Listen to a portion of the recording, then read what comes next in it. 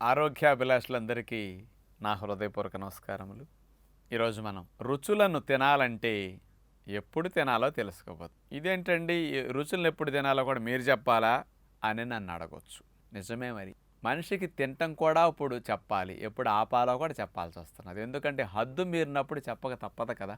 ఎవరో కూడా చెప్పాలి కదా. మరి ఎవరో తెలియక చెప్పకపోతే మరి నష్టం జరిగి జనాలందరూ బాధపడుతున్నప్పుడు ఏది మంచో ఏదో చెడో తెలుసుకోలేనప్పుడు కనీసం కొద్దిమందైనా దాని మీద అవేర్నెస్ కలిగిస్తే మంచిదని ఇలాంటి విషయాలు నేను చెప్తుంటాను.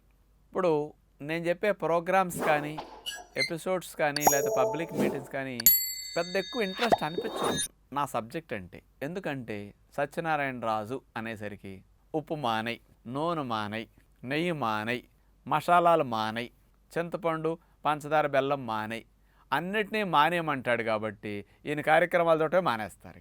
ఒక్క దెబ్బకి కనపడితే చాలు ఛానల్ కట్టేస్తారు. ఎందుకంటే సత్యనారాయణ రాజు అంటే ఒక్కటి బ్రాండ్ పడిపోయింది. ఇక ఆయన చెప్పింది తింటే సన్యాసుల్లో కలిసిపోవటం తప్ప ఏమీ లేదు. ఇక జీవితం అంతా ఎంజాయ్ చేయడానికి వస్తే అన్నీ మార్చుకుని 120 ఏళ్ళు 100 ఏళ్ళు బ్రతికి ఏంటి సాధించేది అని చాలామంది తిట్టుకుంటారు నన్ను. పొగిడేవాళ్ళు 5-10 మంది ఉంటే తిట్టేవాళ్ళు 90 మంది ఉంటారు నన్ను. అది నాకు తెలుసు. కానీ నేను ఎప్పుడు పట్టించుకోను. ఎవరి ధర్మం వాళ్ళు చేయాలి కదా. ముఖం మీద తిట్టినా నేనేం ఫీల్ అవ్వనండి. అందుకని ఎప్పుడన్నా నేను చెప్పినట్టు తిని మీకు చిరాకు వస్తే కూడా తిట్టండి, నేనేం అనుకోను. ఎందుకంటే పాపం మంచి ఆహారాలు తినేటప్పుడు ఆ బాధ వేస్తుంది ఎవరికైనా. కానీ ఇప్పుడు మీలో చాలామంది నేను 2001 సంవత్సరం నుంచి 2000 సంవత్సరం నుంచి టీవీల్లో ఆరోగ్య విషయాలు చెప్పడం మొదలెట్టింది. దూరదర్శన్ ఇట్లాంటి వాటిలో ముందొచ్చాయి. తర్వాత ఈటీవీ2 సుఖీభవలో ప్రతి మంగళవారం నాయి వచ్చాయి. 7-8 ఏళ్ళు వచ్చినాయి అందులో.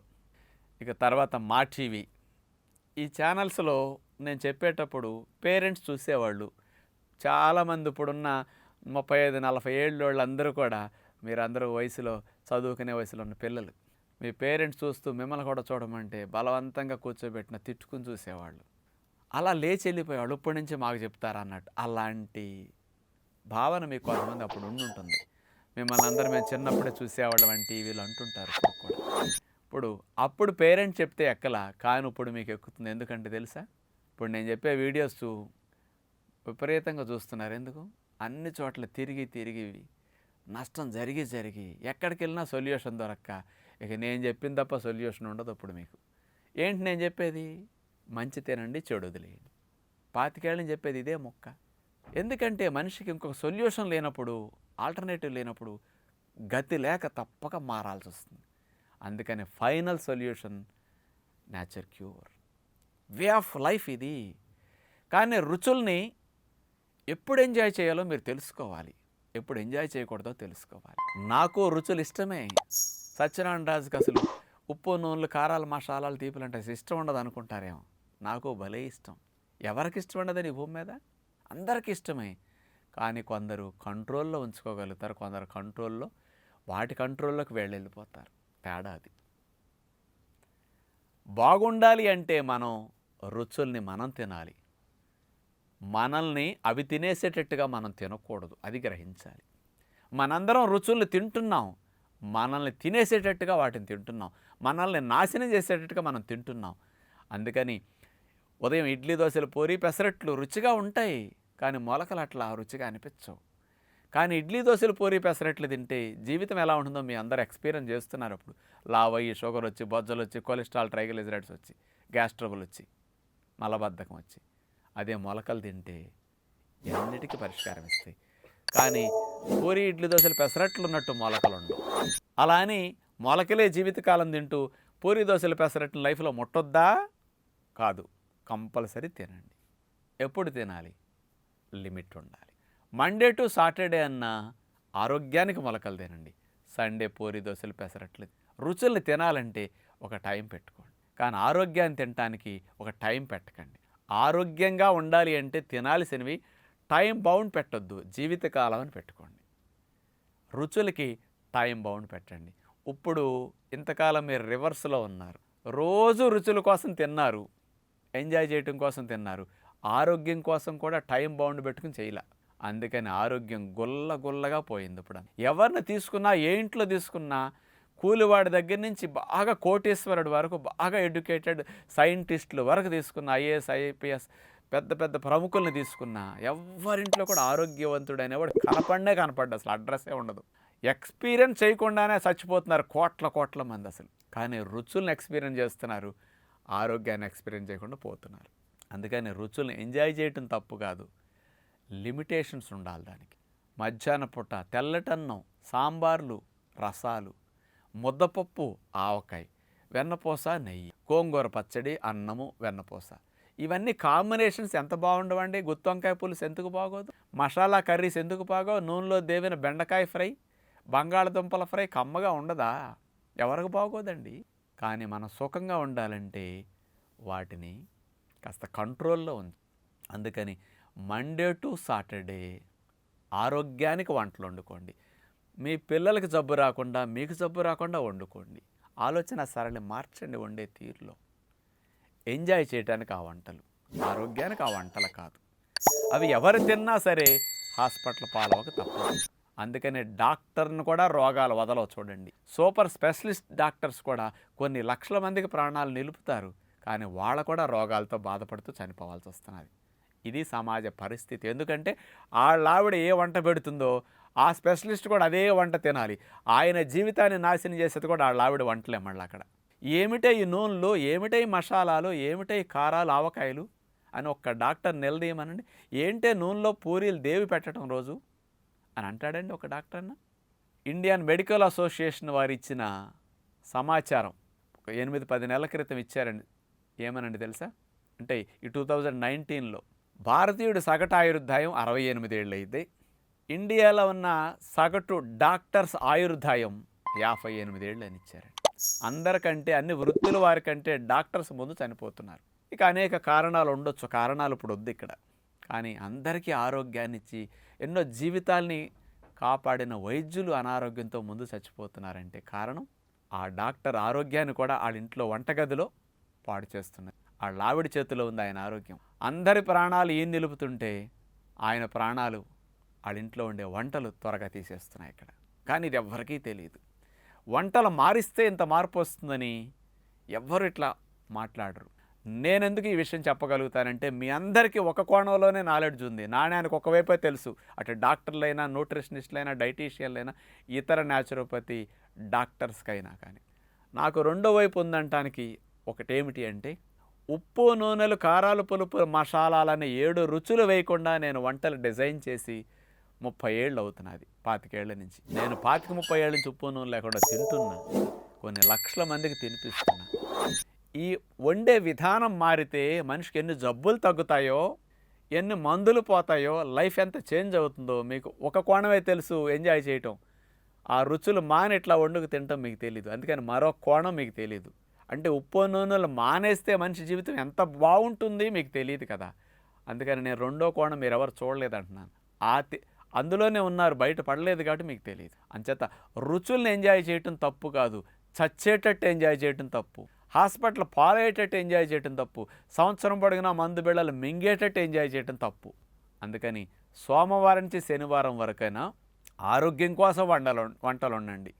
కుటుంబం అంతా బాగుండాలని వంటలు వండండి. రెండవది, అంచేత ఈవినింగ్ స్నాక్స్ మనం తింటున్నాం.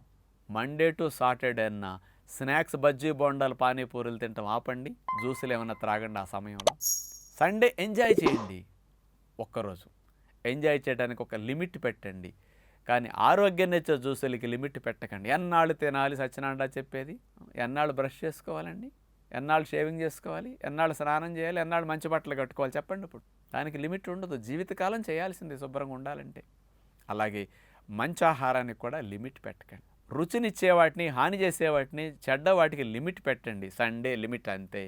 ఇది బాగుంటుంది. నైట్ డిన్నర్స్, రెస్టారెంట్లకు వెళ్ళటం, దాబాలకు వెళ్ళటం, ఫాస్ట్ ఫుడ్ సెంటర్లకు వెళ్ళటం లిమిట్ పెట్టండి. లేదు అంటే వయసు రాకుండానే రోగాలు వస్తాయి. ఇక మీరు వయసులో ఉన్న సెక్స్ పవర్ పోతుంది, పిల్లలు పుట్టరు. ఇక 20 ఏళ్ళకి డయాబెటీస్ వచ్చేస్తుంది. 5-10 ఏళ్ళు మందులు వాడేసరికి మొత్తం ఎగిరిపోతుంది సెక్స్ పవర్. ఇక 30 ఏళ్ళు 35 ఏళ్ళు వచ్చేసరికి చూస్తూ కూర్చోవాలి మొడు పెళ్ళాలిక. పనికి రాదిక. ఎందుకు? డయాబెటీస్ ఎఫెక్ట్ అంత డ్యామేజ్ చేస్తుంది సెక్స్ పవర్ని. ఎంజాయ్ చేయాలి. ఏం చేస్తారు? 80 ఏళ్ళు వచ్చినా సెక్స్ పవర్ పనిచేస్తుంది నేను చెప్పిన ఫుడ్ తింటే. మరి అది కావాలంటే దానికోసమైనా నేను చెప్పేది తినండి. ఇంత మార్పు ఉంటుంది మంచి డైట్ తింటే. అందుకని ఫాస్ట్ ఫుడ్లు, జంక్ ఫుడ్స్, రెస్టారెంట్ ఫుడ్స్కి లిమిట్ పెట్టండి ఎప్పుడన్నా ఒక్కరోజు. అందుకని రుచులన్నిటినీ ఎప్పుడు తినాలో తెలుసండి. కొత్త బట్టలు కట్టినప్పుడు, పట్టు చీరలు కట్టినప్పుడు, పండగలకి, పెళ్ళిళ్ళకి, శుభకార్యాలకి అది వాటి సందర్భం. అప్పుడు తిన్నారు అంటే మీరెప్పుడు ఆరోగ్యంగా, సుఖంగా, ఆనందంగా. రోజు తిన్నారా తక్కువ రోజుల్లో మనకు నూకలు తీరుతాయి. అందుకని ఎవరన్నా వయసులో ఉండే మగవారు అర్ధంతరంగా చనిపోతే వాళ్ళ ఇంట్లో ఆడవారు బోర్ నేడుస్తూ, ఓ దేవుడా మా ఆయన అప్పుడే తీసుకెళ్ళావా, ఏమండి మీ నూకలు అయిపోయినాయా అంటే ఆయనకి రేషన్ అయిపోయింది. ఇక గబగబా లాగించేసాడు, తొందరగా టికెట్ వచ్చేసి. అందుకని 100 ఏళ్ళు తినాల్సిన పిజ్జా బర్గర్ని 20-30 ఏళ్ళకి 40 ఏళ్ళకి లాగించేసారు అనుకోండి, టికెట్ వచ్చేస్తుంది. ఇక 100 ఏళ్ళు తినాల్సిన పలావులు, బిర్యానీలు, కుర్మాలని, ఫ్రైల్ని 20-30 ఏళ్ళకి లాగించేశారా? 100 ఏళ్ళు తినాల్సిన స్వీట్లు, హాట్లు తినేశారా? అంతే. మీ చిన్నప్పుడు రోజులు గుర్తెచ్చుకోండి. మీ అమ్మమ్మల దగ్గర, నా తాతల దగ్గర పెరిగిన రోజులు గుర్తెచ్చుకోండి. మీరు దీపావళికి, సంక్రాంతికి, కొంచెం 3-4 పండగలకు మాత్రమే రోకల పోట్లు ఊళ్ళల్లో వినపడాయి. అప్పుడే గారి బూరి అరిసి ఉండేవారండి. ఎవరింటన్నా పెళ్ళి అయితేనే పప్పు భోజనం, కాస్త స్వీటు. సంవత్సరంలో 10 సార్లు మించి స్వీట్లు, హాట్లు తినేవాళ్ళు కాదు పూర్వం రోజుల్లో. అందుకని వాళ్ళకి పోషకాహార లోపం ఉన్నా 60 ఏళ్ళు వచ్చినా, 70 ఏళ్ళు వచ్చినా అంత కష్టపడి పని చేయగలిగారు, అంతమందిని కనగలిగారు, పెంచగలిగారు. అంటే కారణం కాస్త దంపుడు బియ్యం తిన్నారు, ఇతరవి ఏమి దొరకపోయినా సరే చెత్త తినలేదు కాబట్టి సుఖంగా బ్రతకగలిగారండి. 70 ఏళ్ళకి, 80 ఏళ్ళకి పక్షవాతాలు వచ్చాయండి. 60-70 ఏళ్ళకి, 80 ఏళ్ళకి షుగర్ వచ్చేదండి, బీపీ అప్పుడు వచ్చేదండి, కీళ్ళప్పులు అప్పుడు వచ్చేవండి. కానీ 60 ఏళ్ళ, 70 ఏళ్ళ వయసులో రావాల్సిన జబ్బులు 20 ఏళ్ళకి వచ్చినాయి అంటే ఈ రుచులు కాదా చెప్పమనండి. తినేవారెవ్వరికి ఇట్లా చెప్పడానికి అవకాశం ఉండదు. ఎందుకంటే వాళ్ళ మానలేదు గట్ట ఆ మాట చెప్పలేరు. నేను ఒక్కడిని ఎందుకు ఇట్లా చెప్తాను అంటే నేను అక్షరాలు ఆచరించి మాట్లాడతాను. ఏదైనా 25-30 ఏళ్ళ నుంచి నేను చేసేది అది. నేను పండక్కి, పెళ్ళికి కూడా ఉప్పు నూనెలు తిన్ను. ఎందుకంటే నేను సుఖంగా ఉండాలి. నేను 10 మందికి ఒక్కరోజు సెలవు పెట్టకుండా ఇట్లాంటి గంటల తరబడి చెప్తూ ఉండాలి. అందుకని నాకు ఏ ఇబ్బంది ఒక క్షణం కూడా రాకుండా నేను హాయిగా ఉండాలి. అనారోగ్యాన్ని నేను ఒక క్షణం కూడా అనుభవించకుండా దాన్ని ఆనందించాలి కోరుకుంటున్నా. కాబట్టి ఆ రుచి కంటే ఈ ఆరోగ్యం రుచి నాకు ముఖ్యం.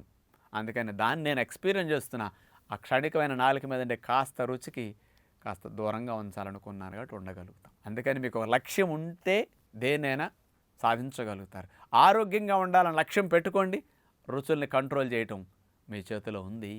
అందుకని రుచుల్ని ఎప్పుడు తినాలి అంటే పండగలకి, పెళ్ళిళ్ళకి, శుభకార్యాలకి, కొత్త బట్టలు కట్టినప్పుడు, పట్టు చీరలు కట్టినప్పుడు. ఇలా అన్నానని రోజు పట్టు చీరలు కడతానంటారా? కట్టండి చూద్దాం. దురదలు పుట్టి చస్తారు గోక్కోలేక. అసలే లావై లోపలంతా నల్లగై దురదలు వస్తున్నాయి, పుళ్ళు పడుతున్నాయి. ఇప్పుడు ఇంకా పట్టు చీరలు కడితే గాలి ఆడక ఇంకెంత ఇబ్బంది అండి. అందుకని ఎంజాయ్ చేయడానికి లిమిట్ ఉండాలి, హద్దు మేరకూడదు దయచేసి. అందుకని ఇలాంటివి చెప్తున్నందుకు కొంతమంది ఫీల్ అవుతారు పాపం.